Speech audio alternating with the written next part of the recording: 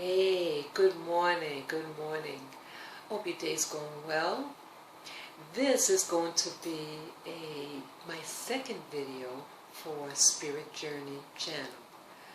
The theme of this video is about change. You cannot have spiritual growth of any kind if you don't have change. Spirit journey, when spiritual growth is about, progressing to the next level. And yesterday in particular was my first, what they call a meetup group. First time I ever did something like this. I actually was looking for like a social group. It could have been like 6 months ago. It's June 2014. And I found 2 meetup groups yesterday over the internet, and I decided to go to one. It was a pool party. But what I learned, I learned a lot about myself. That, for spiritual growth, you have to get out there. You have to meet up with people. Spiritual growth is not about staying on the internet, and because it's not a real world, even though it's a cyberspace world, but it's not a real world. Real spiritual growth has to do with people. You can't have spirit without other people. It's about spirits interacting with other spirits.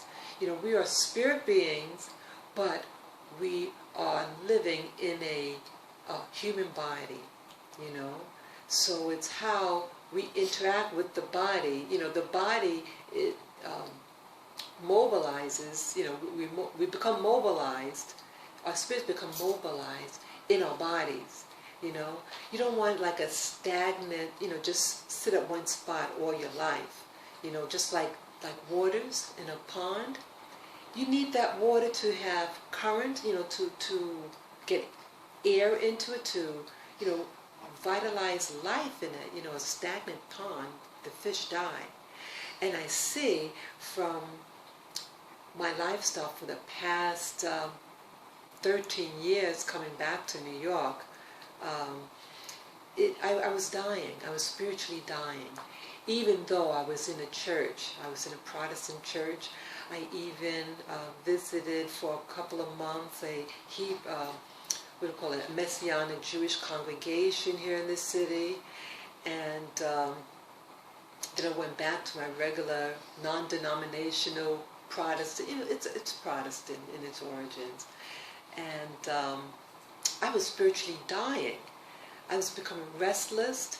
I even joined a group within the church. It was a very positive thing, but inside I didn't feel good about it. I woke up this morning and I started thinking about what happened to me yesterday. Okay, it was a small gathering. Primarily was 2 other women and a man, and we just talked. And what I learned with this was like technologies. Here, when you're not out there, you miss out about what certain trends.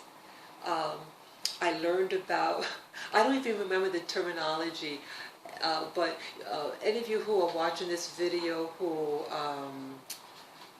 familiar with the terms, there were 2 words that they mentioned, but it's regarding music, that they have an app that you could load up, load up, and you can play according to genre, what type of music you like.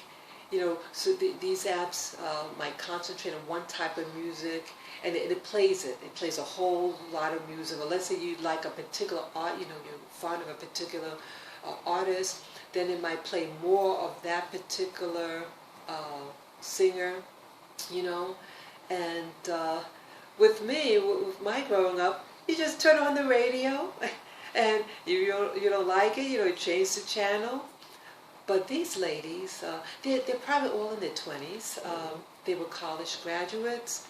They are of West Indian heritage, Trinidadian mostly.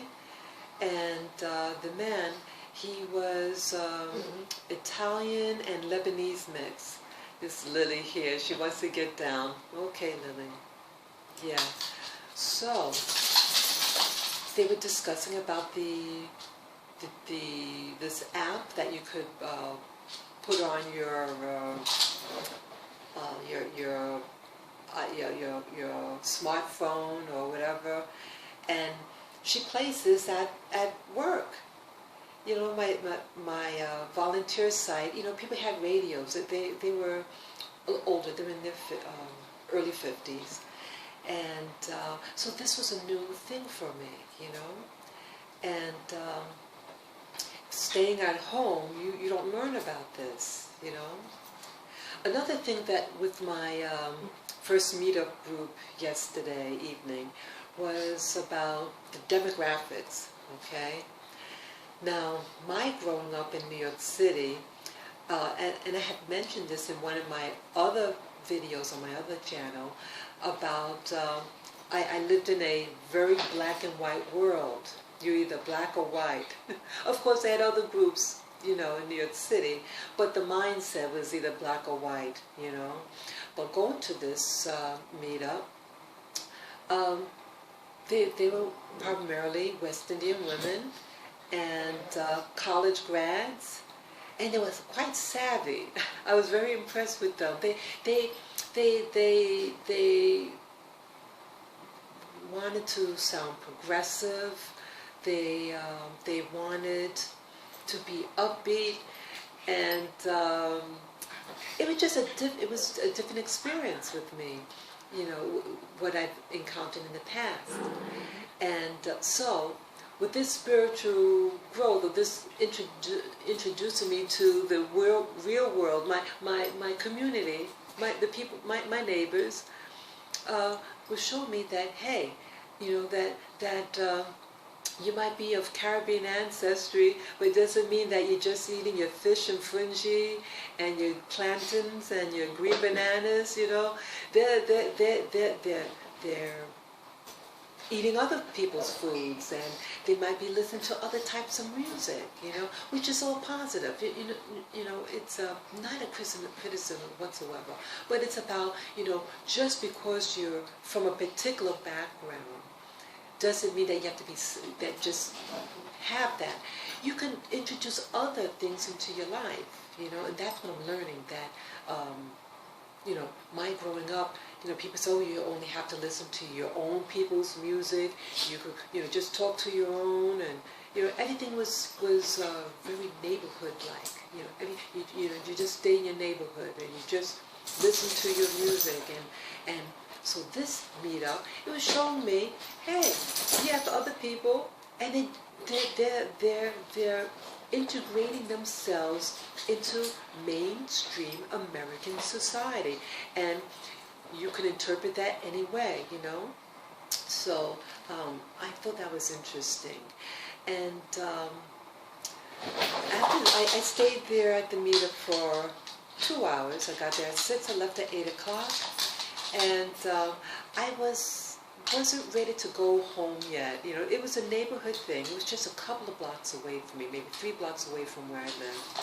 And I said, let me try this other place. It was a restaurant, a bar restaurant. It sells a lot of Mexican type foods, the chips and the cheese, and they're known for their mix, the slushy drink. I call them slushies. I said, I haven't had a pina colada. Come on, guys. Hey, cut it out.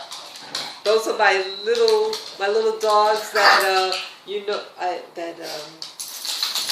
I have a Pekingese there and a Havanese, and they're being restless right now. Hey, come on, guys. Come on, cut that out. They're looking at me like, who are you talking to? They're good girls. I didn't bring them outside yet, you know. So, so I went into this place, and I was a little nervous at first. I said, boy, I haven't gone into, I mean, I go into like those falafel places, you know, you can eat it there or you take it out. But this one, you know, I was sitting at a bar. I haven't done this in, in years. Oh, wait a minute. Maybe 2 years ago, I had some relatives come by. We did go into a restaurant, you know. We sat at a table, though, you know. But that doesn't count. This was at the bar section. And that I haven't done in maybe over 20 years, you know. So let me try this, you know. So I told the guy, I said, you know, I said, you make pina coladas here? He says, yeah. He says, well, I haven't had a pina colada in years. I miss, like, it was these really big cups and everything. He says, I'll hook you up. I'll get you one. He was a really nice guy. He was an African-American man, very slim. He had dreads, and he had a nose ring, and his ears pierced, you know. And that, 20 some odd years ago, you really didn't have that, you know. And but he had it, and he was kind of like mocking me how I talk. Sometimes I get a little animated with my gestures, whatever. And so he was like mocking me, but all in fun though. I sat down, and he made my drink, and he said he had put I think 3 shots in it. Like I had said, oh, you know, just keep it light, you know, you don't make it strong, I said. And I realized in New York, I had said that before, years ago. I used to go to restaurants on Friday nights, and I'm not really a alcohol drinker, and but I like sweet things, you know. So I ordered my pina colada. I said, oh, but don't make it strong, man. I think he put in like half of it was rum or something, boy. My head was spinning. So this one, you know, it wasn't as strong, but I drank it, and it was pleasant. I looked around, and it had a lot of people, not overly crowded, but all the seats were taken, and most of the people, I said, wow, I looked like a little older than most of the people. It was the demographics was, everyone was a person of color, a lot of Hispanics, you had blacks, and just a handful of whites, but it was a mixed environment. The bartenders, they had the one black guy, and then the 2 Hispanics, 1 male and 1 female, and that is new with me. In the past, all the waiters were always young white men, and here, okay, the demographics changing, and it just got me thinking. Says, wow, you know, here. New York, you know, the establishments that I went to in the past were usually always overwhelmingly Caucasian, and no blacks. And I guess the only place where you would have blacks or Hispanics were in those neighborhoods, you know. But like Midtown Manhattan, you know, downtown Manhattan, it was usually a white, white clientele. So here in Midtown, Midtown Manhattan, you have the whole demographics change. It's a very black and Hispanic, you know, and very few Asians that live here. And change is good, and diversity is good. It's just something that I notice, you know, and so. With my spirit journey, what does this have to do with this? Again, this is about change, and that you can't. I learned that you cannot live in the past. That you might feel like inside I felt the same. I had the same mindset. You know that you don't have spiritual growth when your mind is still living in the past, or you think everybody is. From your childhood, the same mindset that we are constantly changing and evolving. You know, you might remember an incident that happened to yourself in kindergarten or first grade, elementary school. But you know, it changed. You go back and visit your school, you know, you can't sit in the same seat, you know. It's little tiny, tiny tables, tiny chairs. But in your mind, you're stuck there. And I was stuck in the past, thinking everything was the same. Even my body, I thought was the same, because nothing in here between my ears changed. So your whole perception about what's going on around you is that in the past. And so, if you go, as I mentioned, you know, it's not the same, you know, you can't sit in your same kindergarten chair. You change. You can't even wear the same clothes. You probably wouldn't be able to put it past your calves, your little pants and your little blouse, you know? So, if you want spiritual change, you have to change your mindset. And you have to get out there, okay? Technologies, you know, the types of things on the computers, you know, it's changing rapidly. At one time it was when I'm thinking about it, first it was the CD player, you know, and everybody had a tape, you know, the tape decks, and you put them in, and remember, you used to always break. You put it in, you're playing a lot, you play off it, and then it starts to break. And once it breaks, you can't listen to it again. And then it got into the CDs, you know, and then what they call the Walkmans. And then that phased out, then it was the MP3 player. And then now it's, you know, what's the next level? It's always evolving. And I noticed that it's evolving quickly. You know, within 2 years, it's changed. It's a new flavor. And so change and spiritual growth is about introducing to your life. You change with the times, you know. I know of people who like you know, some relatives, they will not touch the computer. They don't like computers. They didn't even like the electric typewriter, you know. And I still try to introduce them certain things, you know, the internet. They will not go near it, you know. So what that's teaching me is that they're afraid of change. And just like I was living in a bubble, you know. My whole life was my past, but people change, you know. We get you know, taller, and we get wider. You know, where hair changes color, you know, we get more wrinkles and everything, you know. We have to accept these changes in our life, you know. And so what did this have to do also with religion? Okay, so part of spiritual growth is going beyond just what's in the Bible, you know. This is a big change for me. It could be at times a little scary.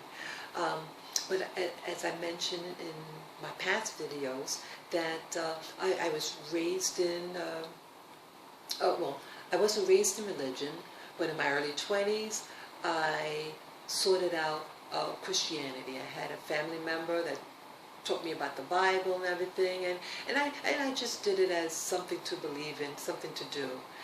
And this was also a spiritual journey for me, and still is. I was a so-called, you know, Christian from my early 20s to I really got into religion from the age of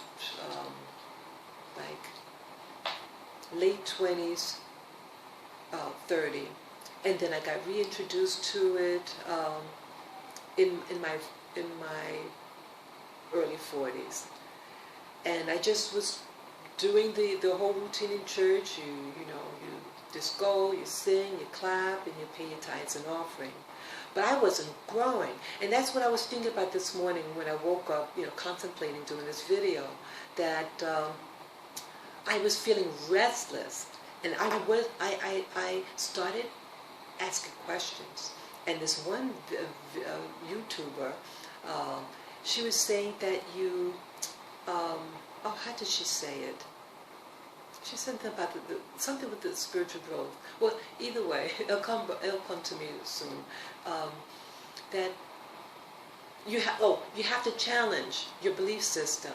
You know, she said with spiritual growth, you know, they have something what's called the pineal gland. And this pineal gland is actually a gland for spirituality. You know, that your pineal gland is where your thoughts reside and not your head, not your brain. Your brain is a processor of those thoughts, but it's not where the thoughts generate from. It's what connects us to the spirit world. And this lady on YouTube said that if you want to have a spiritual experience, you want your pineal gland open, you have to ask questions. That's it. That's what it was. You have to challenge your belief system. You ask yourself questions. And this opens up the door of the pineal gland. It's not the doing marijuana or alcohol or ayahuasca or other, pharmaceuticals. It's about asking yourself questions. And this is true, I believe, that if I didn't ask myself certain questions in the Bible, I would be stuck. I was very dogmatic. They told me this, and that's what religion was. That's what faith was. I didn't have proof. Faith is not something tangible, but experiences and knowing are. It is the evidence. And having experience and knowing supersedes faith. Faith is a vehicle until the tangible comes in, So with me, this level 2 of my spiritual journey is about these questions, getting answers, and replacing faith with knowing. Okay? Knowing is powerful. Faith is good, but knowing what you have faith in is it's a step above, So again, with this spiritual journey, I need to ask myself questions. This other person that I've been watching for the past 6 months, she shared with the YouTube community some people call it prayer closet or prayer room. And it's in her later videos, she was actually filming in her prayer closet or prayer room. And I always was looking and said, oh, that looks like a nice room she's in, It was just, it had a subdued look to it. And so she shared it for the first time yesterday. No, 2 days ago. And I love it. I watched it over and over again. And yes, to most people of her channel probably, she's a new ager.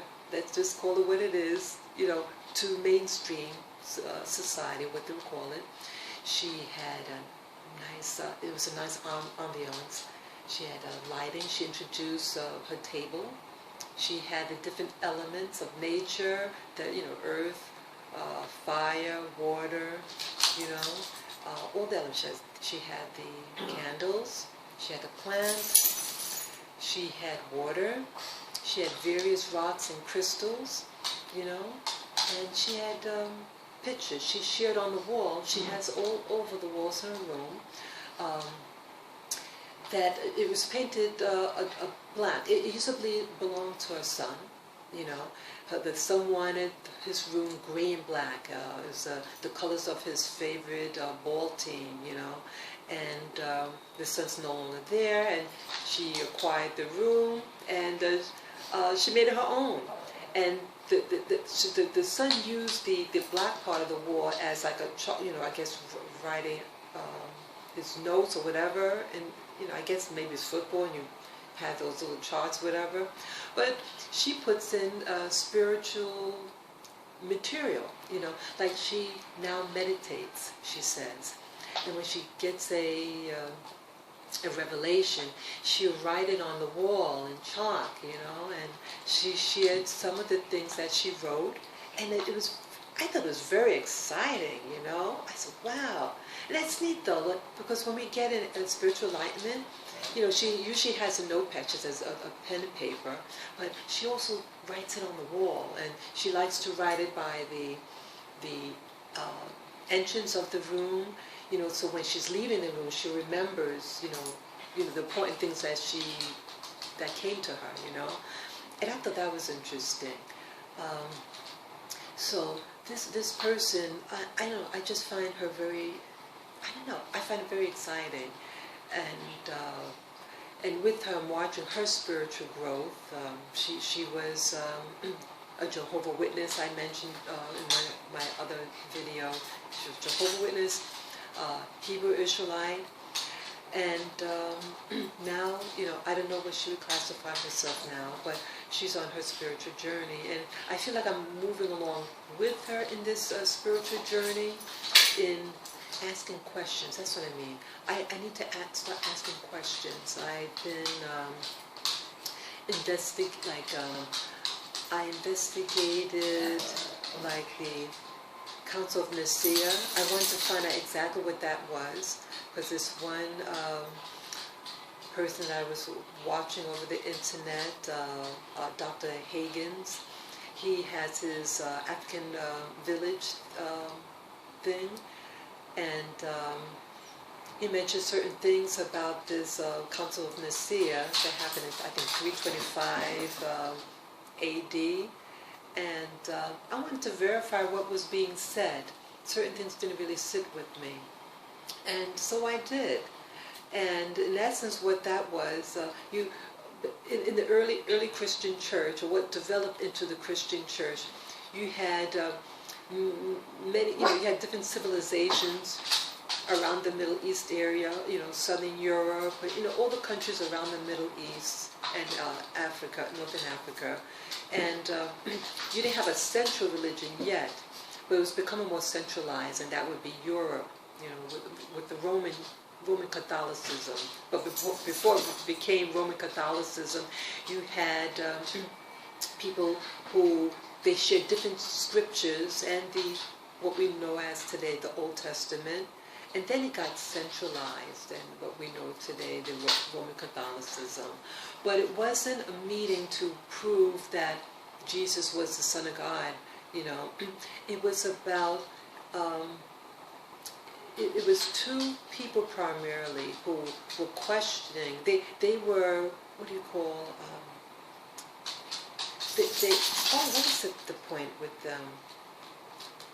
It was, they oh brother, I'm sorry, YouTube, but they weren't saying that they didn't believe in who Jesus was, but it was just a different aspect. There different aspects about it, I'm sorry, YouTube, but the point is that you have to do your own research, and many of the YouTubers, they say that, oh, do your own research. But one of my other videos, I do discuss the Council of Nicaea. Maybe I'll link that to this video if I can find it. But we have to start asking questions. The whole point with this was, I have to ask questions. So when someone says something, go to the library and try to read more than one source, more than one book about the subject, And so with me, I started questioning, what is Christianity? Why are only certain books in it and not others? So if you're a Christian based on the 66 books, at one time it was another set of books, including the 66, So each of these different books that I added in the Bible would give you a different perspective on Christianity. The other aspect about my questioning mainstream Christianity was, cut it out. It's doing again. See, she's getting filled with the Spirit now. So my other aspect with religion was, why? Cut it out. Cut it out. That's Lily that's barking, She wants to get to the table. Lily, get down from there. Okay? behave yourself. She'll come if she sees I'm not looking at her, she'll stop. My apologies used to. Come on, let's get here. Oh, she wants this little chewy of her. Come on, let's go get it. That's what she wanted. She wanted her chewy, so I didn't give it to her. I'm sorry, there. See, dogs do talk to people. They say, "Mom, get up! I want to eat my chewy." Okay, so I'm sorry. I have to get back on the train of thought now. Yeah, questioning different scriptures. You know, that it gives you a different mindset, and about interpretation. You know, you have people who my beef with Christianity, the past 3 months was people are doing my thinking for me, and I notice over the internet, if you go about Christianity, mainstream religion, that they're all white men that are talking about it, about Bible prophecy. I was into Bible prophecy for a number of years, just until last year, and now I don't go to it anymore. But I noticed, I started asking myself questions. I said, wow, everything about Christianity is really focusing on white male interpretation of the scriptures, and not through a black woman or a black man or even a Hispanic. It's all through their institutions. And so that's what and I think that the lady that I've been following is discussing, that we're programmed. I was programmed as a Christian under the European mindset. And so spirituality, you start to think only spirituality is only with them. So I say, hey, I want to find out what other people's interpretation is. So I want to learn about their angle. If you're only in one way of thinking, that's all you see. You have to see spirituality through different eyes. You have an object. Not that spirituality is in just this little ball inside here, but I'm just saying as a picture. You have to look at it through different facets of it, to have a whole spectrum, So I want a whole spectrum in my new spirituality. So with change, I need to look at it through different perspectives, and I need to ask questions. And then I need to research it, okay? My other thing that I was investigating with my change is I was introduced to what they call, what is Hinduism? When I learned that Hinduism is, I think, one of the oldest written down religions, that before it actually was put in pages, it was practiced. It was a religious practice that was inherited, through word of mouth. It was a tradition that was passed on verbally. And then later on, it was put onto paper, so to speak, in scripture, written form. And I learned that this Hinduism or Krishna, and Krishna, the word Krishna, it's a Sanskrit word that's in India today, and it means black, and or dark blue. So it's a dark color, and that is what he was. And I learned that the indigenous people of India, like we all seen pictures of people from India, but ancient India is, you have a people called the Jawa, and they live now in the Indian Ocean. It's south of mainland India, and they were an isolated group. They got discovered maybe 50 years ago in the early the early 60s or even the early 70s,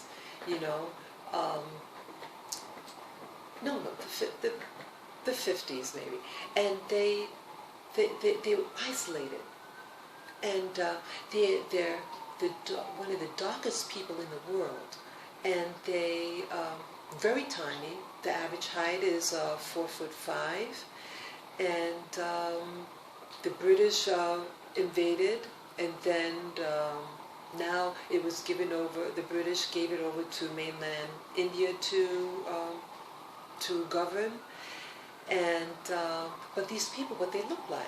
And so let's say, okay, we go back to India, because they said this Sanskrit, Krishna, came about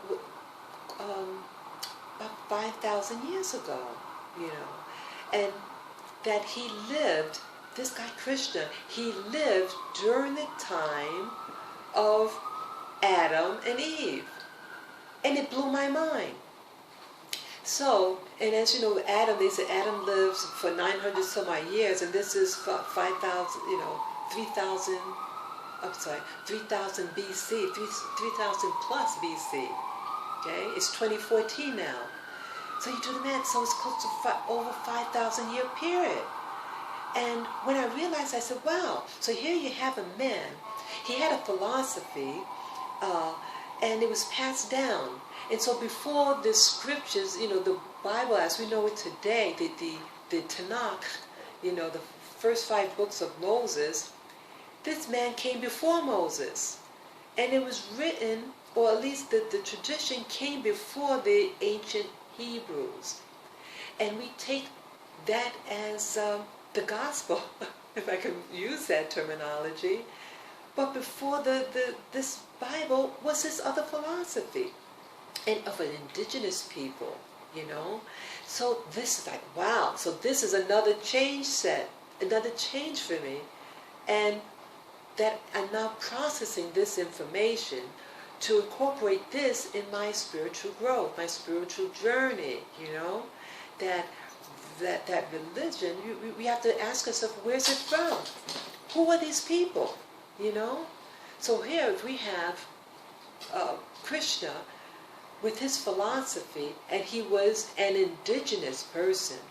And I'm learning also in my spiritual journey that the original people of this planet were all dark-skinned people.